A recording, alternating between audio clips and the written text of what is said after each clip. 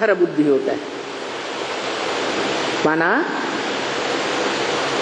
जो 5 जड़ तत्वों का संघात है, जिसे प्रकृति कहा जाता है, क्या कहा जाता है?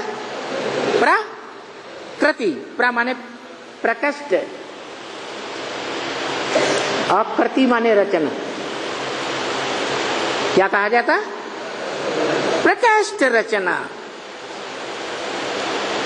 5 तत्वों का ऐसा संघात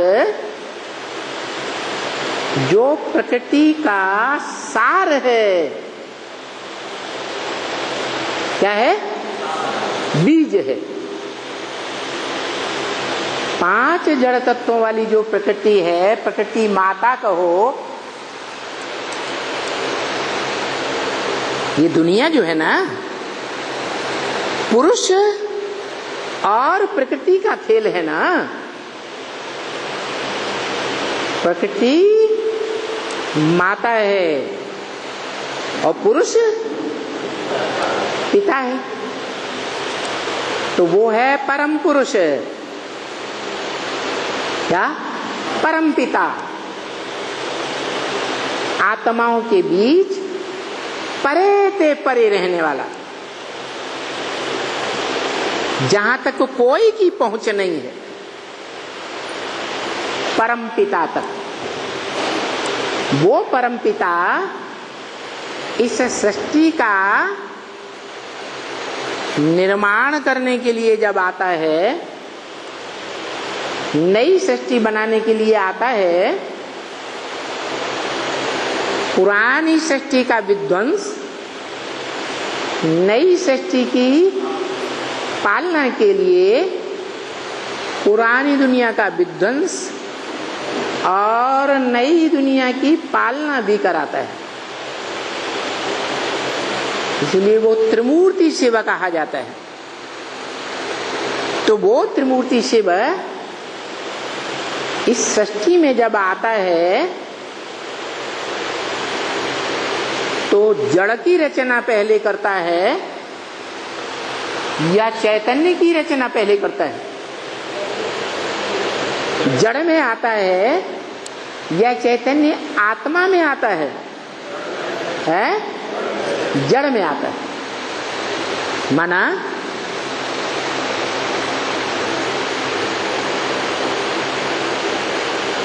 सृष्टि बनाने के लिए इस दुनिया का चाहे कोई सामान्य पिता हो या मध्यम पिता हो, इब्राहिम बुद्ध क्राइस्ट जैसा, या ऊंचे से ऊंचा परम पिता हो, उसको भी आधार लेना पड़ता है। किसका? प्रकृति का। तो बताओ, जब इस दुनिया का विनाश हो जाता है, टोटल विनाश, 5 तत्वों के बने शरीरों का भी विनाश, सिर्फ मनुष्य शरीर ही नहीं, जानवर, पक्षी, जड़ जीव जंतु वगैरह सब का विनाश हो जाता है, तो कुछ सार रूप में, बीज रूप में बचता है या नहीं बचता है? क्या बचता है? अरे मनुष्य सृष्टि का बीज, मनुष्य सृष्टि का बाप कहा जाता है।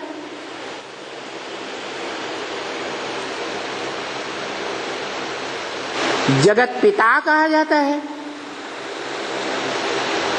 कहा जाता है ना।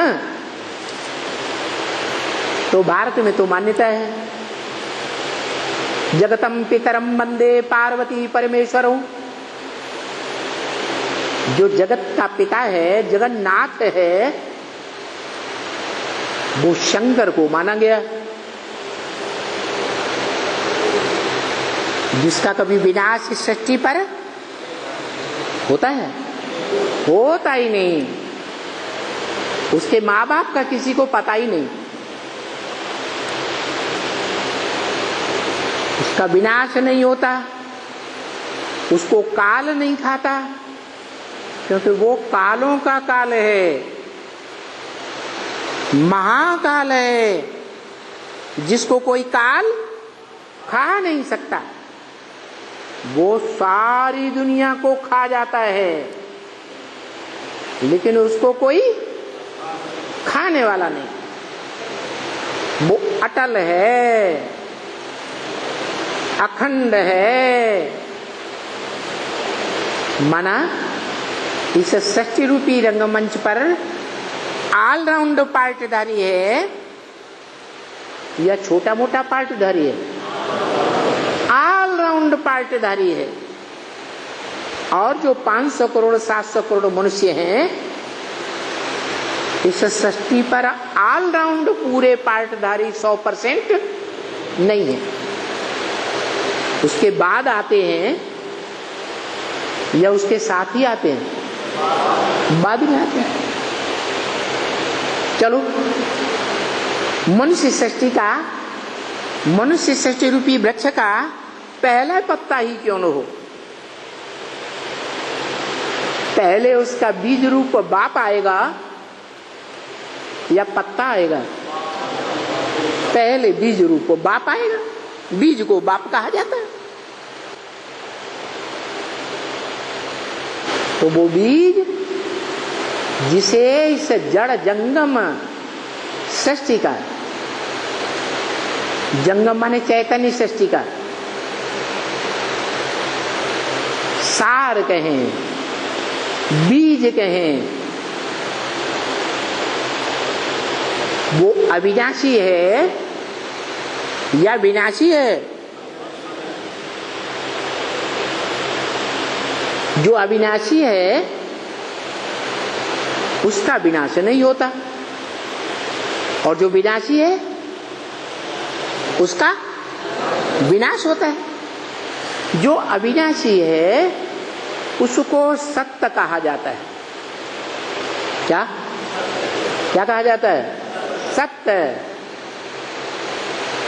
सत्य माने सार। क्या? सार। जो इस सृष्टि का सार है, 5 जड़ तत्वों का भी सार है, और चैतन्य आत्माओं का भी बीज रूप सार है। इसलिए गीता में कहा है, अव्यक्त मूर्तिना, ये सारा संसार अव्यक्त मूर्ति से निकलता है और अंत में अव्यक्त मूर्ति में ही समा जाता है। वो अव्यक्त मूर्ति के लिए ही मुरलियों में बोला है, सुप्रीम सोल बाप ने ब्रह्मा की वेदवाणी में, मन मना भव, क्या बोला? मेरे मन में समा जा। कौन बोलने वाला है? किसने बोला है? ब्रह्मा बाबा ने बोला है?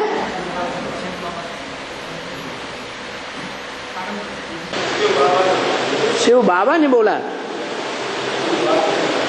शिव बाप ने बोला।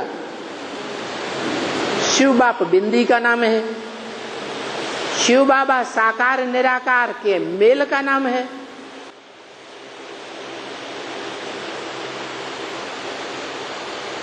ब्रह्मा बाबा